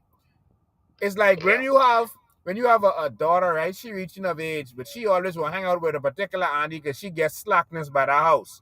That could tell you that's the house you don't need her to. She won't be there because she gets slackness there. You see? So you already gave us another eye opener. At least I didn't know Sam had residency. How long was this? We don't know when he got his residency. We don't know details of anything. As you heard them say in the Congress today, the Bahamian government is not being transparent about anything. And they've never experienced this before. They are being closed, secretive, and they are not helping in any way. Now, you heard them say, oh, they're going to work with this and they're going to have this and that. They said in Congress today, the Bahamian government is not being transparent and not helping, not assisting. They are blocking and closing doors, and they are undermining the process. Yep. Obviously, there's a lot going on, and we can all see it now. We needed to break this cycle of the PLP and FNM and their corruption. I think this is the opportunity for us to get some outside help to do just that. Totally agree. Yeah. Well, you keep it up, all right? I will. And all we're doing is asking the Bahamian people to stand with us. I'm willing to go there and take the bullets. Taking this kind of stance means, it's hard for me to even do my own business in the Bahamas because they're gonna block everything I do. You open a business and try to get your light on, they can block that. They're gonna block everything. And so this is a real sacrifice for me and Maria and other persons involved. I'm Charlotte, who's a real trooper, and who's sacrificing everything, to do this and to continue because she loves this country. But this is a real sacrifice for us. I don't want y'all to take for granted the kind of sacrifices on behalf of the Bahamian people.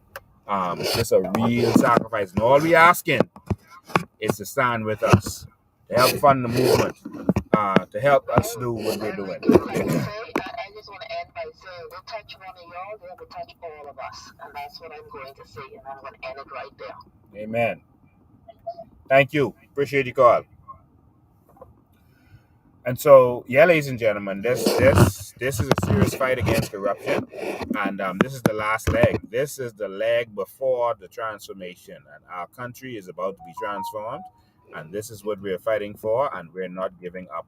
We're not giving up on that. The new Bahamas is right at our doorsteps. The new Bahamas is here, ladies and gentlemen. So help is on the way, and so some millionaires and billionaires have said that they're ready to see a new Bahamas. And so help is on the way. But we're going to need your help to get there. Right? We're going to need all of your help in order to get there. So please stand with us. Fund the movement. We have a GoFundMe. Go to our GoFundMe page. If you don't like putting your card on the internet, which a lot of you don't, you can go to our head office between the hours of 11 to 4, Monday to Thursday. And you can assist us. You can go to our website, coalitionofindependence.com, and you can assist us. You can send stars right here on Facebook. You can send stars on Facebook. Even after this is over, if you're watching on YouTube, you can go to Facebook, look at the video, and send some stars that'll help us. It's 1 cent for every star. So we have to get these people out.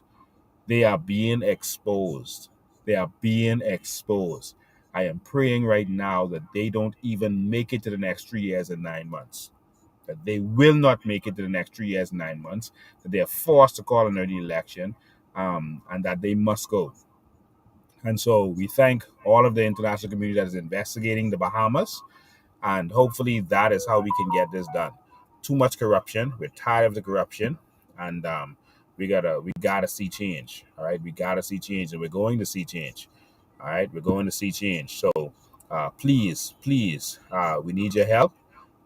It's too much corruption. This has been going on since before many of us was born, before I was born. All right, I was born in the late 70s, and this corruption was going on from then, before I was born. So we need change. So make sure you're there. So this is the Christmas period. I think we could throw one more blow. We're trying to decide exactly how we're going to do it. But there's some people who really want to see change in this country, and we're going to stand with them. We're going to stand with them to make this happen and to get this done. So go and watch. If you haven't watched, when this is over, take the time. I know you might not be able to watch all tonight. Go and watch that hearing and hear how they're talking about our country. And after watching that, if you still want to support these corrupt politicians, good luck. Good luck. Good luck. These trolls who are getting paid on social media to spread this message, listen, don't pet them up. Reject them strongly. They are paid political trolls who hate our nations, who would say anything for a couple of dollars. It's time to stand up, y'all. It's time to stand up. All right, so I'm going to end it there for now. I'm going to end it there for now. I'm going to end this with, of course, a video from Bankman. I'm going to let you see that again so you could remember the corruption that we need to now get rid of. Man, if we've been sitting in this filth for so long, at some point we got to get out of this. At some point, we got to get from wallowing in this mud.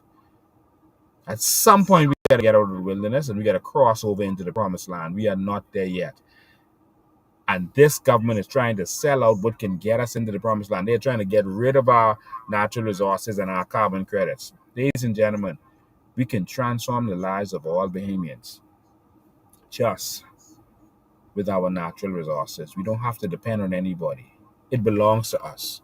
We ain't begging nobody for nothing. This is ours. This is ours. This is ours. This is ours. So strengthen me. Pray for me. This is a challenging journey.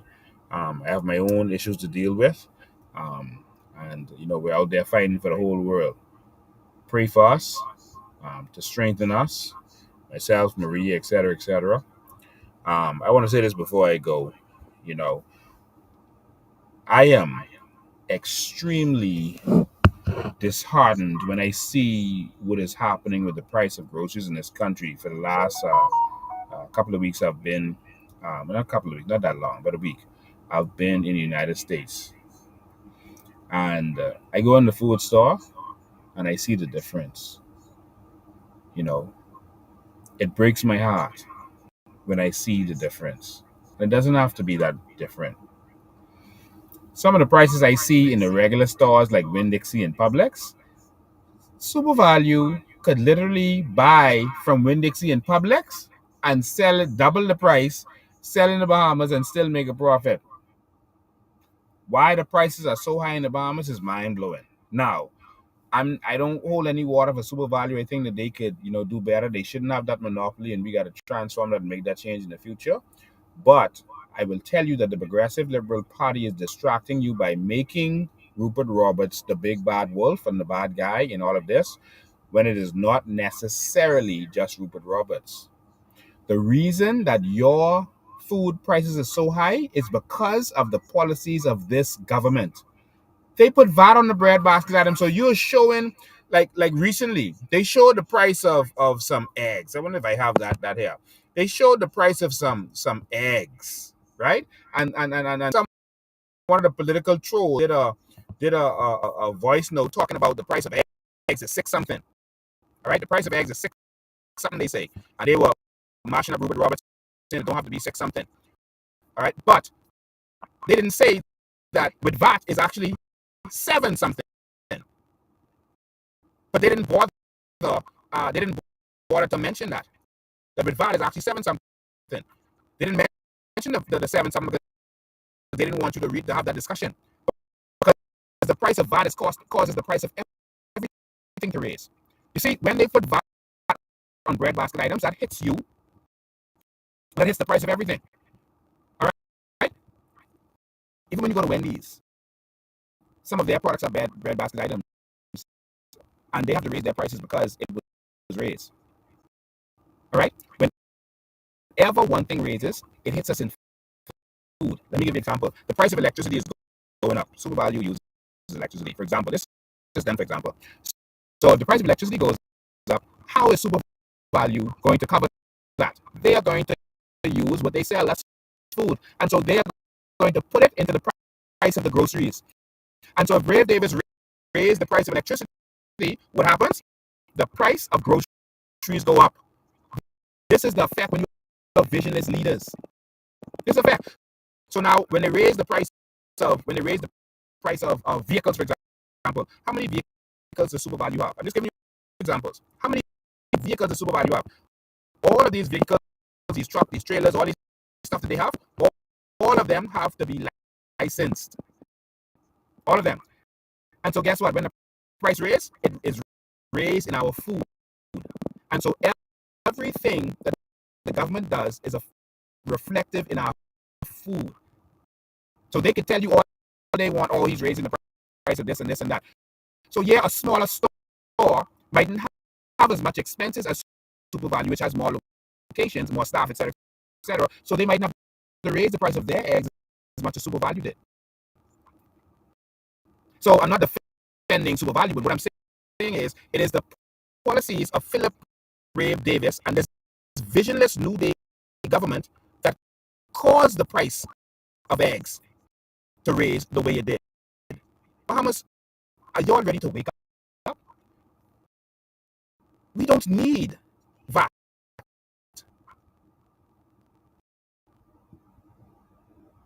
They're playing with you. Someone says my audio is acting up.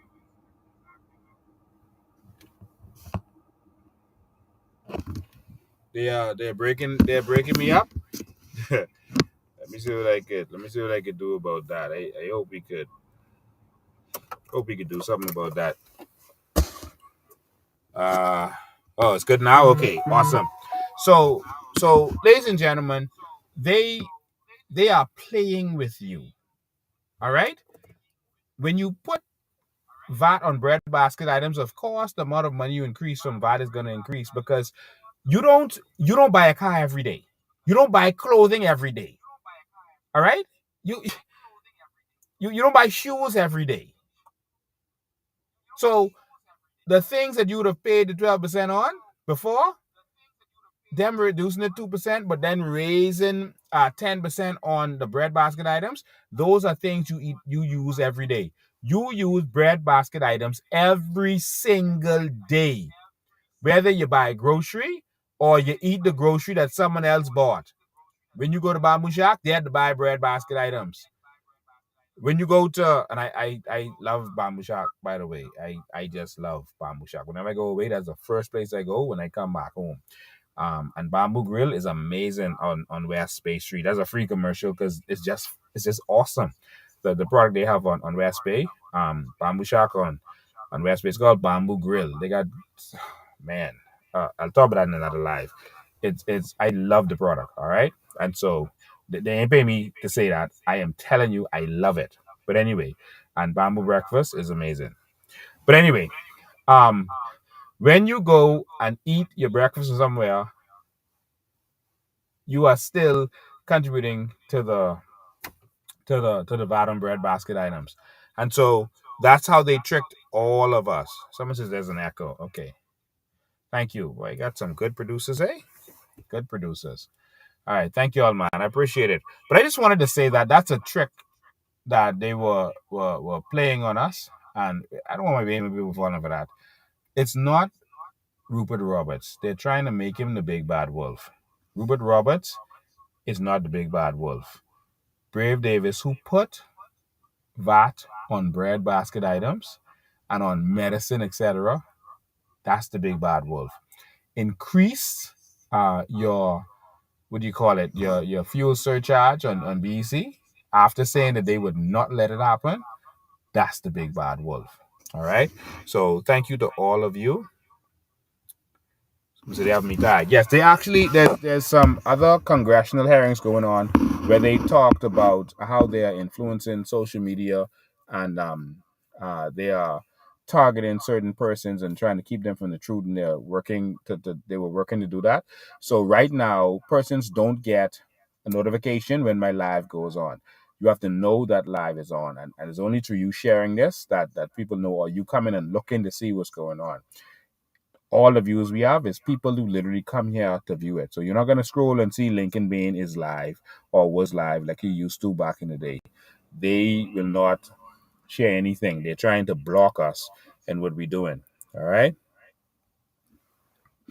Someone said this young man did not act alone. Listen, man, the Progressive Liberal Party conspired and did this. All right. This is a construct of the Progressive Liberal Party, in my opinion. All right. But anyway, I'm going to, like I said, I'm hanging out with the crypto millionaires, and we're going to see what happens in the next couple of days. I want to thank all of you all for tuning in. But we're not letting this go just like that. All right. Thank you to all of you. God bless you all. I'm going to leave you all with a couple of videos. Spread the message. The only way we're going to get the message out is for you to do it. This isn't based on what I can do. This is what you can do. Spread the message. Spread it. Spread the message. All right. So I'm going to leave you with the words of a dead man to remind you that we've been getting to this corruption from that time. Then I'm going to leave you with the words of some people who have transformed their countries, unqualified people who transformed their country just because they love their country. They made it so that the people benefit from their natural resources. They're telling you I'm selling dreams.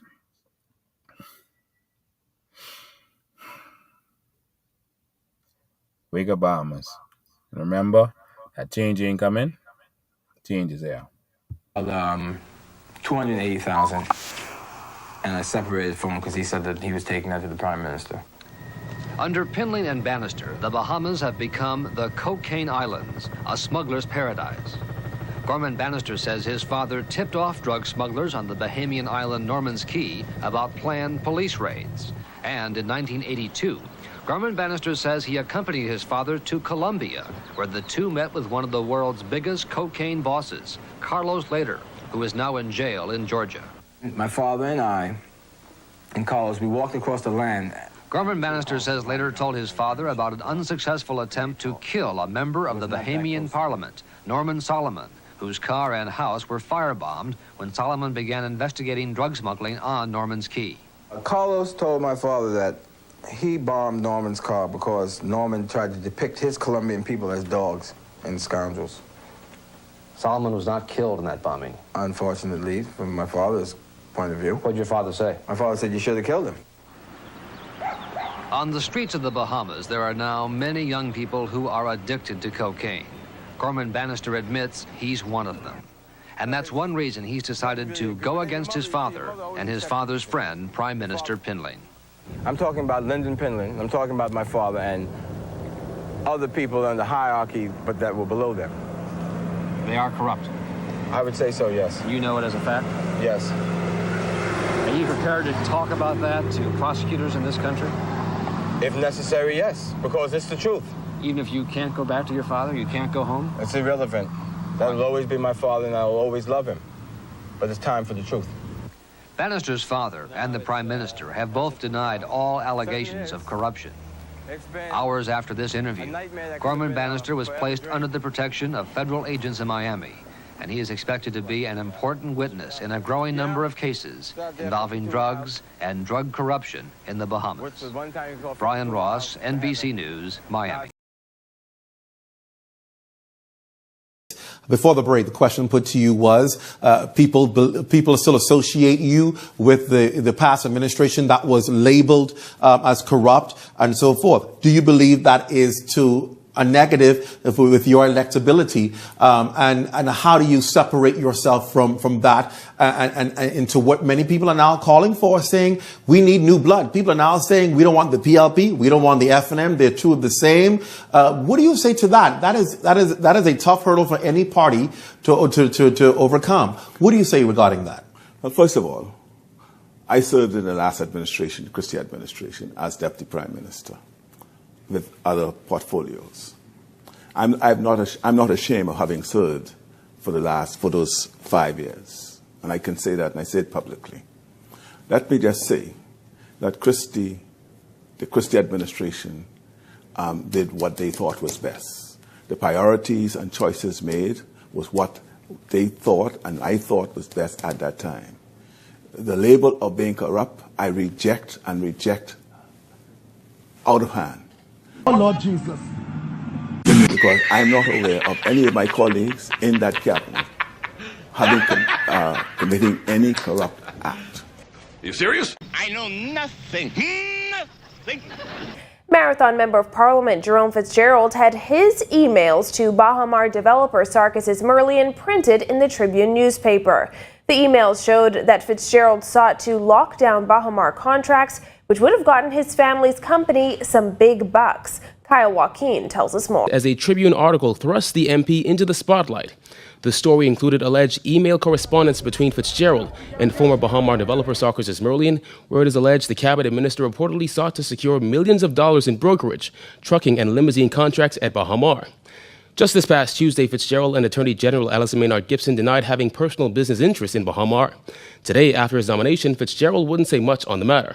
I'm going to have a press statement on that later, so I'll respond to that later. Later today? Or? Yeah, today, yeah. Mm-hmm. Some people say you should. I'll respond to that later today. In one email released by the Tribune, Fitzgerald seeks to solidify a relationship between China State Construction and Bahamas Cargo Limited for BCL, a company owned by Fitzgerald's family, to collect paperwork and clear shipments for the resort. In another email dated May 18, 2013, Fitzgerald writes Merlion requesting a brokerage contract. He writes, as indicated, we are ready to start brokerage and trucking for the Bahamas project and remain the brokers after opening. I would really appreciate it if we could be appointed your official broker for June 2013. But still, no answer from Fitzgerald. Any other questions? Okay. Reporters also sought to get a response from Prime Minister Perry Christie. Thank you very much. Thank you very much. Thank you very much. To show that he This is just the latest scandal to rock the Christie administration involving Fitzgerald. The MP was embroiled in controversy last year after he read the private emails of Save the Bay's members in Parliament. And a year before that, the report on the Marathon Rubis fuel spill. Because I'm not aware of any of my colleagues in that cabinet having committing any corrupt act. I know nothing. Nothing. News tonight, the arrest and release of a consul general over the weekend is leading to new opposition claims that the Christie administration is again interfering with the course of justice. In a press statement, the Free National Movement quoted eyewitnesses to the incident who claimed that Bahamas Consul General to Atlanta, Randy Roll, was arrested by police in Bimini last Friday after he used obscenities against officers who would not allow him and his 3 American guests to enter a restricted area which had been cordoned off by police. They claim as a result of his behavior and language, Roll was handcuffed and placed into a police vehicle while one of his female companions repeatedly beat on the police car as he was being driven away. The opposition claims Roll used his one call while in police custody to contact Prime Minister Perry Christie, and that eventually a call was made from the police commissioner to the head of the Bimini police station, followed by Roll's release from custody. The FNM says Prime Minister Perry Christie is now duty-bound to explain to the Bahamian people the circumstances surrounding Roll's arrest and subsequent release. Government has yet to respond. Because I'm not aware of any of my colleagues in that cabinet having committing any corrupt Oh, you have got to be kidding me. act. Police are still investigating recent claims that Agriculture Minister V. Alfred Gray used his office to secure the release of a convicted man in Mayaguana. The FNM now suggests that abuse of power appears to be systemic within the Progressive Liberal Party. The FNM is calling for a full report on this latest incident to be sent to the Commissioner of Police and made public. Because I'm not aware of any of my colleagues in that cabinet having committing any corrupt act. Oh, Lord Jesus. Mr. Mitchell held a press conference today, accompanied by his attorney, Raynard Rigby, after the comments made in the Senate linking him to the distribution of visas and passports to ineligible applicants. He blamed a Foreign Service officer for the statements, which showed up in a WikiLeaks document which Senator Folks referenced in Parliament yesterday. Because I'm not aware of any of my colleagues in that cabinet We're talking. having committing any corrupt act. Opposition members objected to those comments on a point of order. However, the Prime Minister cautioned them not to speak too soon as the water and sewage forensic report was to come.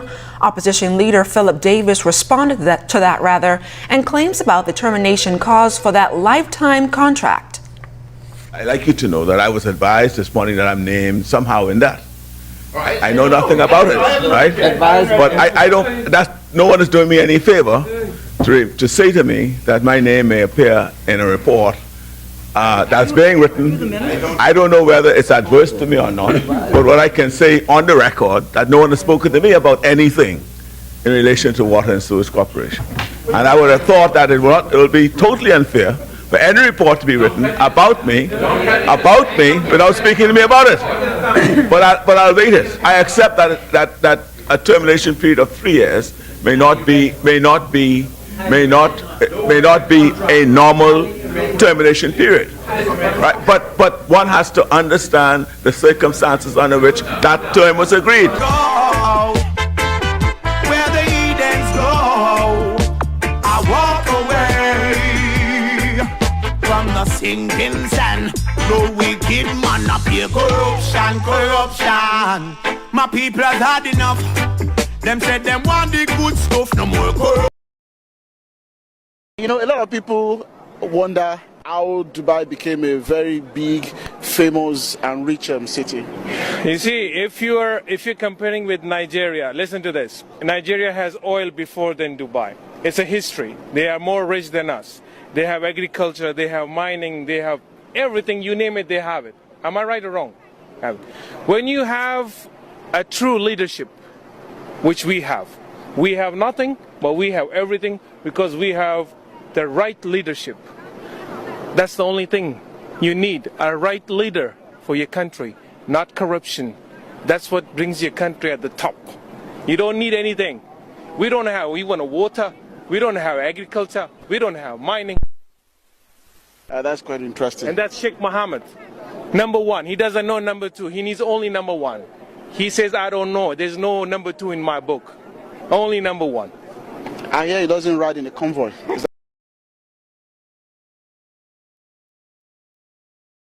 I don't know how you did this in 50 years. You look at history. Who does this?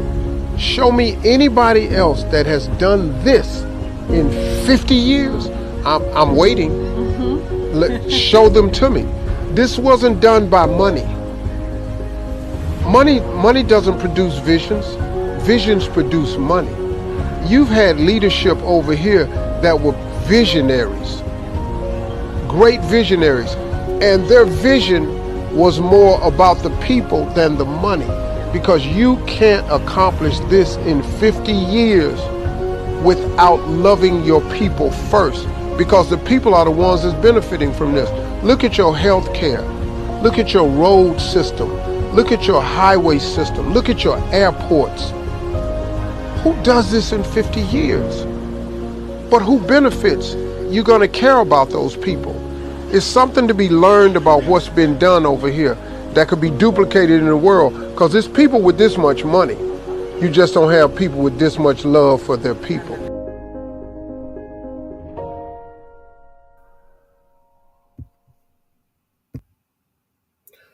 Ladies and gentlemen, they say Lincoln Bain has an agenda. They are right. And my agenda is the empowerment of the Bahamian people, to put the Bahamian people first. That's it, and that's all.